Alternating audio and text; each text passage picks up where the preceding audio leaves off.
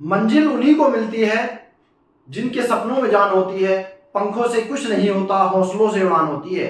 जय हिंद साथियों, स्वागत है आपका आपके अपने YouTube channel study with MK Singh पर। साथियों, कैसे हैं आप? आशा करता हूं बहुत अच्छे होंगे और आपकी तैयारी बहुत अच्छे से चल रही होगी। आज हम एक ऐसी वैकेंसी की बात करेंगे जो है सीआईएसएफ में निकली है कांस्टेबल के पद पर। सीआईएसएफ में कांस्टेबल के पद पर फायर की वैकेंसी निकली है। फायर का नाम सुनकर आप समझ रहे होंगे, अग्निशमन के डिपार्टमेंट में भर्ती निकली है। तो देखिए इसकी कितनी पद हैं, कब से फार्म भरे जाएंगे, क्या क्वालिफिकेशन होनी चाहिए, फार्म भरने की फीस कितनी है और इसका भर्ती का प्रोसेस क्या है, सिलेक्शन प्रोसेस क्या है, फिजिकल के लिए हमें क्या क्या तैयारी करनी होगी, कितनी हमारी हाइट होनी चाहिए, इन सभी बातों की चर्चा करेंगे। बने रहिएगा वीडियो के लास्ट तक। देखिए शुरू करते हैं वीडियो। देखिए सबसे पहले देखते हैं क्या पद है। CISF constable fire vacancy, fire के पद पर कांस्टेबल की रैंक है। इसमें टोटल पद हैं 1130, टोटल 1130 पद हैं। अनरिजर्व कैटेगरी के पद की बात करें तो 466 पद, ईडब्ल्यूएस कैटेगरी के 114 पद, ओबीसी कैटेगरी के 236 पद, एससी कैटेगरी के 153 पद, एसटी कैटेगरी के 161 पद इसमें है। देखिए अप्लाई की डेट जो है इसकी 31 अगस्त से फॉर्म शुरू हो जाएंगे। 31 अगस्त से 30 सितंबर तक आप फॉर्म भर सकते हैं। 31 अगस्त से 30 सितंबर 2024 तक फॉर्म भर सकते हैं, जिसमें फीस है फॉर्म भरने की अनरिजर्व, ओबीसी और ईडब्ल्यूएस कैटेगरी के लिए 100 रुपए फीस रखी गई है और अदर कैटेगरी जैसे एससी एसटी फीमेल वगैरह सबके लिए कोई फीस नहीं रखी गई है।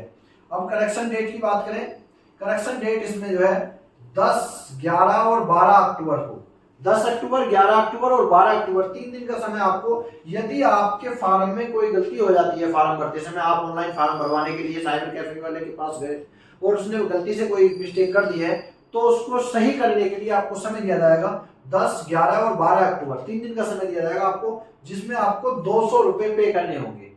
यानी कि 200 रुपए का चार्ज लगेगा यदि आप उसमें करेक्शन करना चाहते हैं। इस करेक्शन शुल्क में किसी को कोई छूट नहीं दी जाएगी, चाहे वो एससी कैटेगरी का हो, एसटी कैटेगरी का हो या ओबीसी कैटेगरी का हो, जनरल, ईडब्ल्यूएस किसी भी कैटेगरी का हो, उसको इसमें करेक्शन शुल्क में कोई छूट नहीं दी जाएगी। अब इसकी एज की बात करते हैं। देखिए एज कितनी होनी चाहिए। सबसे पहले एज की जो गणना होगी 30 सितंबर 2024 से की जाएगी, यानी कि 30 सितंबर 2024 को मिनिमम 18 वर्ष होनी चाहिए और अधिकतम मैक्सिमम 23 वर्ष होनी चाहिए अभ्यर्थी की आयु। अब एज में रिलैक्सेशन की बात करें तो वही नियमानुसार ओबीसी कैटेगरी के लिए 3 वर्ष की छूट अधिकतम आयु में, एससी एसटी कैटेगरी के लिए 5 वर्ष की छूट अधिकतम आयु में दी जाती है। न्यूनतम आयु में किसी भी अभ्यर्थी को कोई छूट नहीं दी जाती है। किसी भी भर्ती में न्यूनतम आयु में कोई छूट नहीं दी जाती है, अधिकतम आयु में छूट दी जाती है। 2 वर्ष, 5 वर्ष जितनी भी दी जाती है नियमानुसार। अब इसके बाद योग्यता की बात करें, यानी कि फॉर्म कौन अभ्यर्थी भर सकते हैं। फॉर्म सिर्फ वे अभ्यर्थी भर सकते हैं जिन्होंने 12वीं पास की हो साइंस साइड से। और साइड वाले इसमें फॉर्म नहीं भर सकते। साइंस से 12वीं पास की हो वो व्यक्ति फॉर्म भर सकते हैं। अब सिलेक्शन प्रोसेस की बात करें, इसका सिलेक्शन प्रोसेस क्या होगा। सबसे पहले PET PST physical efficiency test, PST physical standard test, इसके बाद डीवी यानी कि डॉक्यूमेंट वेरिफिकेशन इसी के साथ हो जाएगा। पीएसटी पीईटी के साथ ही जिस दिन आप जाएंगे उसी समय आपका डॉक्यूमेंट वेरिफिकेशन हो जाएगा। इसके बाद आपका रिटन होगा, इसके बाद मेडिकल होगा। मेडिकल में जो अनफिट हो जाते हैं उनको रीमेडिकल करने के लिए 15 दिन का समय दिया था। रीमेडिकल में अगर पास हो जाते हैं तो आपका सिलेक्शन हो जाता है। अब देखिए पीईटी पीएसटी में क्या होता है। फिजिकल में देखिए क्या होगा, रनिंग होगी 5 किलोमीटर की 24 मिनट में पूरी करनी होगी। ये सभी के लिए समान है, इसमें किसी भी कैटेगरी के अभ्यर्थी को कोई छूट नहीं दी जाती है रनिंग में। हाइट की बात करें तो 170 सेंटीमीटर हाइट होनी चाहिए।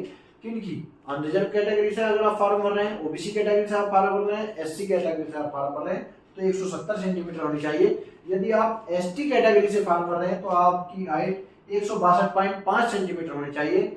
यदि हिल एरिया से फॉर्म भर रहे हैं, हिल एरिया से भी छूट होती है इसमें 165 सेंटीमीटर हाइट होनी चाहिए। अब चेस्ट की बात करें तो चेस्ट 80 से 85 सेंटीमीटर, 80 सेंटीमीटर बिना फुलाए और फुलाने के बाद 85 सेंटीमीटर यानी कि 5 सेंटीमीटर का आपके चेस्ट में, आपके सीने में फुलाव होना चाहिए। रिटन एग्जाम की बात करें तो रिटन एग्जाम में क्या होगा, 100 क्वेश्चन आपसे पूछे जाएंगे जो 100 नंबर के होंगे। इसमें कोई निगेटिव मार्किंग नहीं होगी। 2 घंटे का समय आपको दिया जाएगा 100 क्वेश्चन सोल्व करने के लिए। समय पर्याप्त है, कर लेंगे आसानी से। सिलेबस देखिए सिलेबस क्या होगा रिटन एग्जाम का, इसमें जीके या जीएस से 25 क्वेश्चन पूछे जाएंगे जो 25 नंबर के होंगे, रीजनिंग से 25 क्वेश्चन 25 नंबर के होंगे, मैथ से 25 क्वेश्चन 25 नंबर के होंगे, हिंदी या इंग्लिश, अब ये ज्यादातर हिंदी वाले जो हिंदी भर रहे हैं फॉर्म में वो हिंदी से, उन्हें हिंदी सब्जेक्ट से पेपर देना होगा, जो इंग्लिश भरेंगे उन्हें इंग्लिश से पेपर देना होगा। इसमें 25 क्वेश्चन पूछे जाएंगे, 25 नंबर के होंगे, ये भी हिंदी के होंगे या इंग्लिश के, दोनों नहीं होंगे। अब ये 100 क्वेश्चन हो गए, 100 नंबर के होंगे टोटल।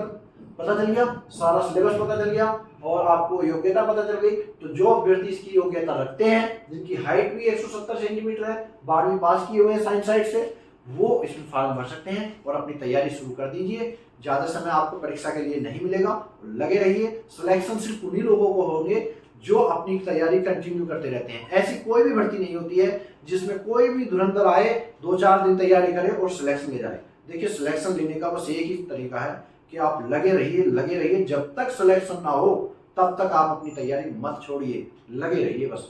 धन्यवाद, हमारी शुभकामनाएं आपके साथ हैं। धन्यवाद।